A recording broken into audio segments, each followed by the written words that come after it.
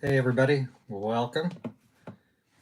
And we're going to get started here in a couple of minutes and just tune up for a little bit on things from the past week. I hope you're doing well. I hope you're in the Bible a bit each day, just as I am, and being blessed by the Lord. So, uh,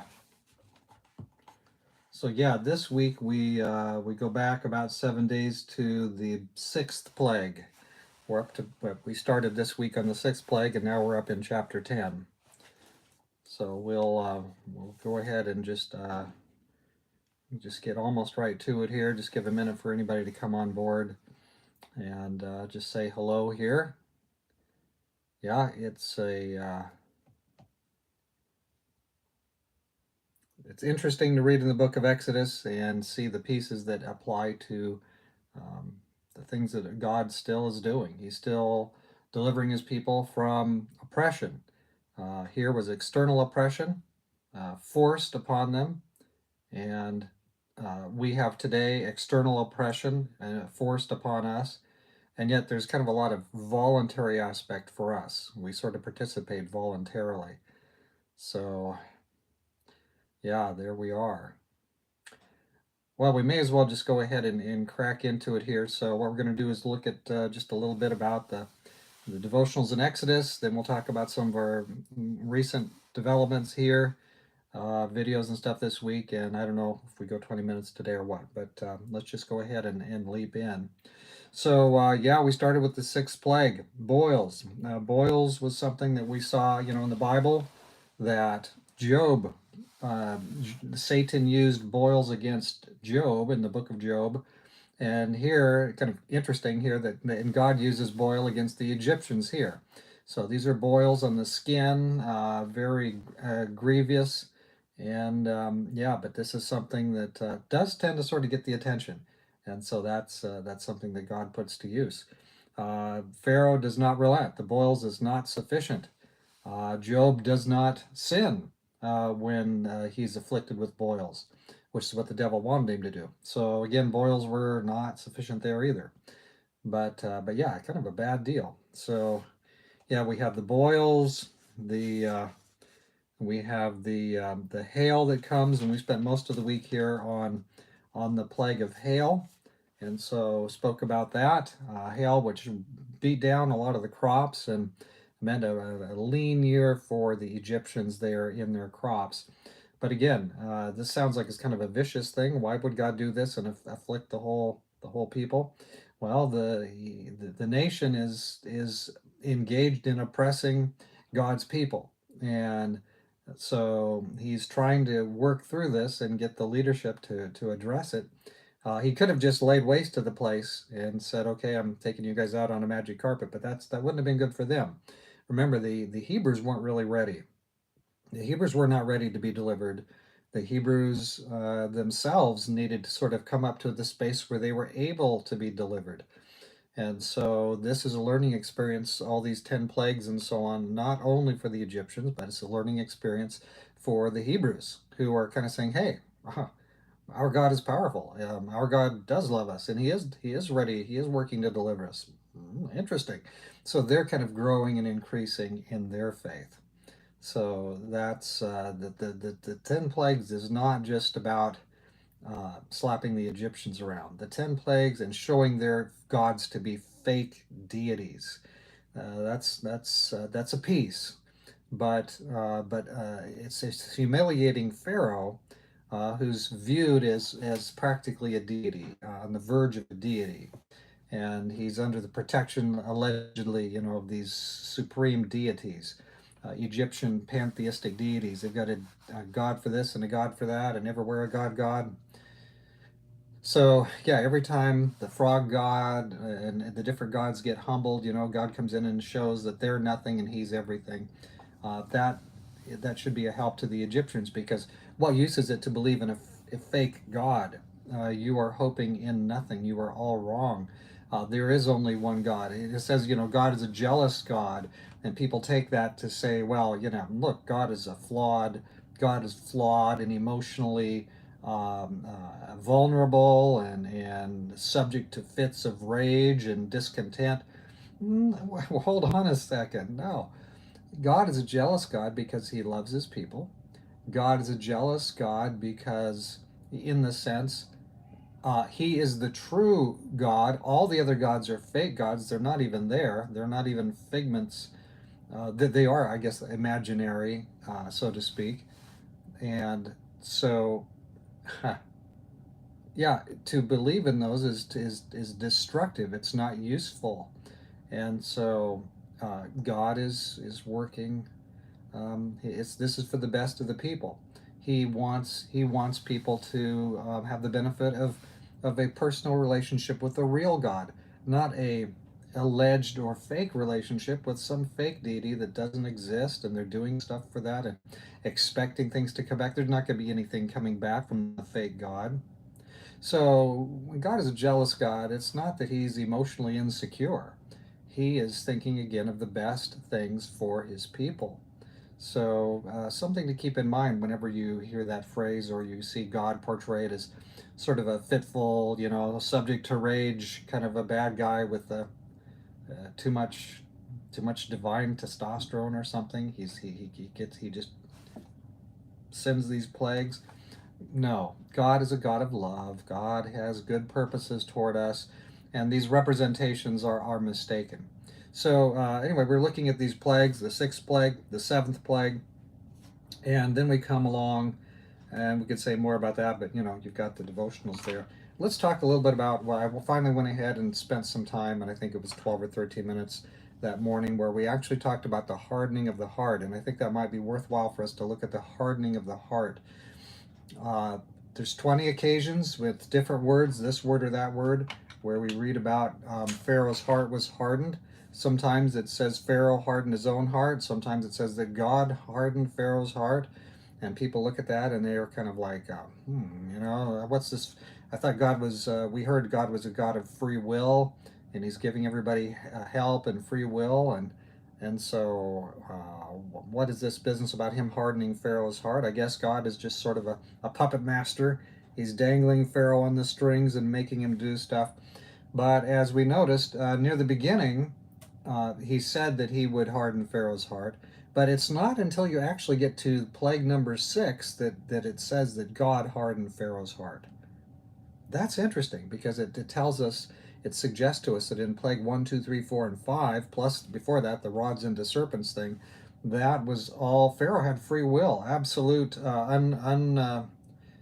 unimpeded free will in all those cases. He could have done something. He could have let God's people go, but he didn't. And then he made a choice. And once you make a choice, you tend to repeat that choice. And so this is what Pharaoh is up to. He makes a choice. And then he kind of doubles down on it, and then he doubles down on it, and then he doubles down on it. And it gets kind of hard because every time you double down, your pride, your investment in your decision increases. And when your investment in your decision increases, plus it's public, Pharaoh, whatever he says is going to be known across Egypt. Oh, Pharaoh said this, we're not relenting. Well, guess what now? It's very hard for Pharaoh to relent. I announced on Sabbath here a couple of scriptures, passage chapters that I'm memorizing right now. I did that intentionally because it's going to be hard for me to relent. Now I put myself on record. I'm memorizing these passages. So I said, check back with me in 6 months and see how we're doing. You're memorizing a set of whole chapters here and there. And so once you go public with it, yeah, now people can say, hey, remember 6 months ago you said you were going to memorize that stuff? Did you memorize really Second Thessalonians chapter 2 in its entirety? Yes or no? I've got to be able to either deliver or say, uh, I it was a wishy-washy thing. I was a wishy-washy character person. I said I would and I never did it. Sorry. I've got to own that. Pharaoh has made decisions, public decisions, and he's sustaining those decisions. And each time the ratchet goes up and God comes in with a heavier plague. And these plagues kind of increase exponentially, stair step like. In fact, it's not just stair steps, but kind of, I think, a curve that goes like to where it goes straight up. So the last plagues are dramatically more severe than the first ones. Now, Pharaoh may not know there's ten of these coming in a row, but by now he's got to be kind of used. There is kind of a cycle. I put the chart on for somewhere there. I think it was this week. It's comparing the three cycles. There's 10 plagues, and before the tenth is the big grand finale we're working towards. The first, there's three series of three plagues. They all have a lot of interesting parallels, and I put it on the chart out of Stewart. I think it was Stewart's commentary. Adapted that and put some of that on the screen for you. So yeah, there's three triads of plagues: plague 1 to 3, plague 4 to 6, and plague 7 to 9, and different ways they relate to each other. So, but the tenth is superior to all the others. But we talked about this hardening of the heart business, and there are 20 references more or less where it talks about it. And guess what? In half of those references, the subject of the verb is God, and in the other half, the subject of the verb is Pharaoh or Pharaoh's heart. So it's like a 50-50 split, as Hamilton pointed out in his remarks that I referred to. So yeah, this hardening of the heart thing, and even after God hardens Pharaoh's heart in plague number 6, under plague number 7, when you get to the end of plague number 7, Pharaoh hardens his own heart again. So anyway, there's free will going on here, and we talked about that in depth here. What is it, 2 mornings ago, on the commentary on Exodus 10 verse 1, and then I had another that was a long one, and then another one. Yeah, this morning was 6 minutes long. Anyway, the next few should get back to the normal length, but I take a little bit of extra time sometimes. I've kept everything less than 5 minutes, just as like a hardline principle in terms of the devotionals, but in the Exodus series here, I'm being a little bit more relaxed, a little bit more free.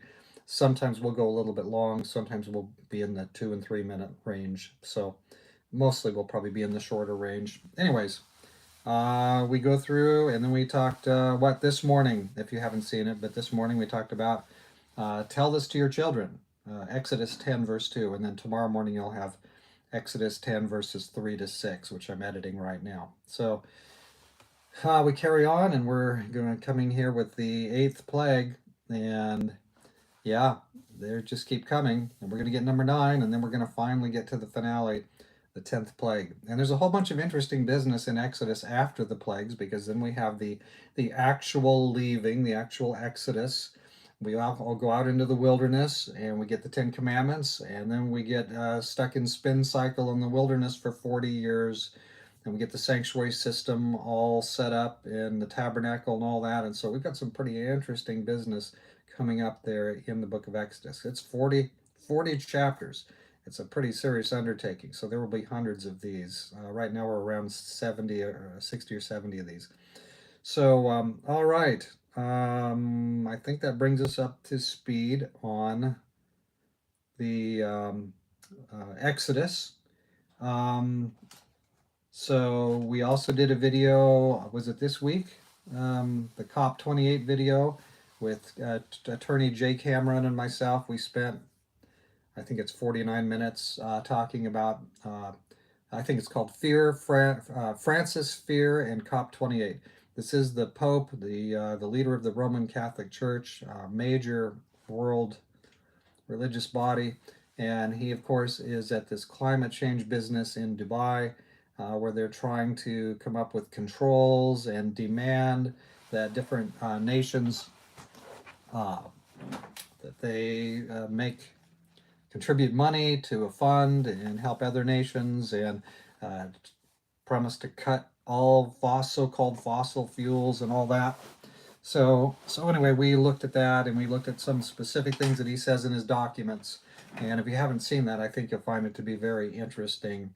We really plowed into the full papal statement that the Pope was going to read at COP28 before he got sick. And we went through that line by line, and then commented on another document that he put in that very document that a lot of people probably will never look at because it's like two or three layers too deep for most people. But wow, yeah, you better. It's interesting how deep this rabbit hole goes. Do you really want these guys to be telling us what to do? Um, anyway, you can look at that if you want. Other news here, we've got the Horizon Watch newsletter and the horizonwatch.net, the new website. It's still not quite ready yet, but this newsletter comes out every month or so, every month or two, and each of these QR codes links to a video or and also a print article talking about how something in the news is impacting our understanding of Bible. It fits in our understanding of Bible prophecy. And here you can kind of find out what those are. They all kind of give page numbers here for another book you can reference. And so we have this item, and you go on your computer, you put on your camera, you click it on the QR code. Well, if you're on a computer, you can just go straight to it. But if people get this is an outreach item. You can hand it to somebody at the store. Just go to horizonwatch.net. Go up there in the top right corner, I think it is somewhere there. Subscribe to the newsletter, and it'll send it to you. And you can print this out on your printer, fold it up, give it the nice accordion fold there, fold it up, take it with you when you're shopping. Give one to a young person that's holding a phone, or any person that's and this will kind of, a lot of people, the Bible things never touch their life. They just sail through. They don't know anything about it. They're not getting anything about it. This is a little teaser to get them interested with actual news items that are actually happening. Just this morning, I've started also a new section on Twitter or x.com. We will now also have a section there, and that's called, and you can go there, and if you're on Twitter, well, it's free to get on Twitter. You might as well get in there. And when you get in there, follow the new group here. It's called Horizon Watch Net. All one word, Horizon Watch Net, which is kind of like our URL here, horizonwatch.net. Horizon Watch Net, because somebody else had Horizon Watch. So anyway, what I'm going to do there, in fact, right after I get off here, I'm going to go ahead and post the first 4 Horizon Watch videos there on Horizon Watch Net, the new Twitter, our new Twitter channel. And so there will be a redundancy. If we publish something on YouTube or somewhere that gets dumped, it was too hot to handle, people will also be able to go to Twitter and view it on their phone. So anyway, Horizon Watch Net. And so just come and follow us on Twitter. It's free, come and follow us on Twitter. Look for Horizon Watch Net, and you'll see there's nothing there right now, but there will be here in a half hour. So anyway, everything there. I'll put up 720p videos. The ones on YouTube are 1080s, and so these you can watch on your phone, and they won't take as much memory. So anyway, yeah, that's a new thing here. We're going to try to. So, and by the way, I'm working on two, and I'm probably got a third one in mind, but I know I'm working right now on scripting. I'm getting ready to film 2 more Horizon Watch, the latest 2 Horizon Watch items. I won't name them here, but I've already named them, and I'm just working on the scripts. And so, when we do what we do on Horizon Watch, I'm looking at the 3 pieces in Revelation 18. We have the 3 main entities. We have Babylon, we have the kings of the earth, or the political powers, and we have the merchants of the earth, or the big corporation powers. So I'm looking at how each of those 3, they're in Revelation 18, they're destroyed by God. It's the end. It's the grand finale. God breaks through and says, "Okay, we're done." So it's interesting that today we can see these 3 categories: all the false religion, the political leadership, and the mercantile leadership. We see those 3 areas are right in front of us. They're basically um, combining in a way that is very negative, a lot of it, towards humanity. So we're kind of using those 3 categories we're watching for prophetic developments, because I think we're so close to this big transition where God's going to intervene in an appointed way, as He did just a few other times in history in the most pointed way. We're coming to a time when that's going to happen again. These eyeballs may see it. We're that close. We could see it in this lifetime. And so what I'm doing is I'm kind of looking at developments and kind of putting them out there so people can notice. A lot of who knows about what's happening in Revelation 18? Almost nobody, and yet there it is. It's been there for 2,000 years. And here we can see the outlines. We're so close to the end, we can actually see the pieces coming together. So anyway, if you want to, the latest videos are going to be posted both on the Horizon Watch Net and on YouTube. And when we come to the next newsletter, which I'm hoping to be probably be January 1, the videos will already be online, and they'll go into the new newsletter. But you can see them ahead of time and kind of get aware of it ahead of time if you want to do that. So anyway, enough of that. That's another project we have here. So that's all that I have here for us today. I don't see anybody coming in the chats right now. So I'm just going to go ahead and drop it there and cut it there. Uh, we're living in very interesting times, a time of rapid prophetic development. And you say, I know you might say, we've heard this all before. We've always heard it's near the end, and suddenly God's going to just intervene and people will be raptured out. Oh, wait a minute. That's not something I've ever taught. What I believe, what the Bible teaches, is not that Christians get a free pass and we get to skip a bunch of this stuff. Actually, going through the book of Exodus like we're doing now is very important, because the same pattern that was there is going to prevail for you and I. God is the same; He does not change. And so, what did He do with the Hebrews during the situation in Egypt? They had to actually go through that time. Now, God preserved them from the effects of most, if not all, of the plagues, but some of them it's very explicit. The Hebrews had light in their homes while the Egyptians were under the darkness.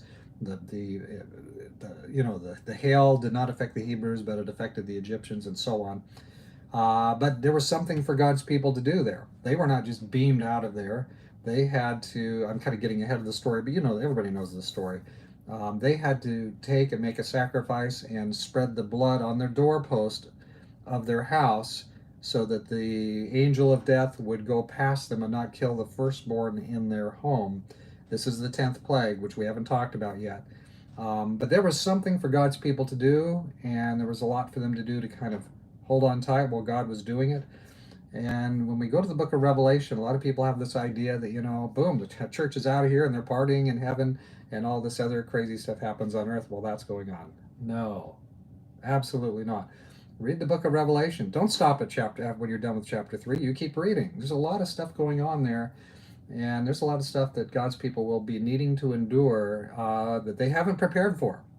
People think they're just going to glide down the hill and coast into their parking space, and I'll be in heaven. No, there's intense business coming right up, and so we've never taught the easy peasy business. So anyway, we're not talking about Revelation right now so much.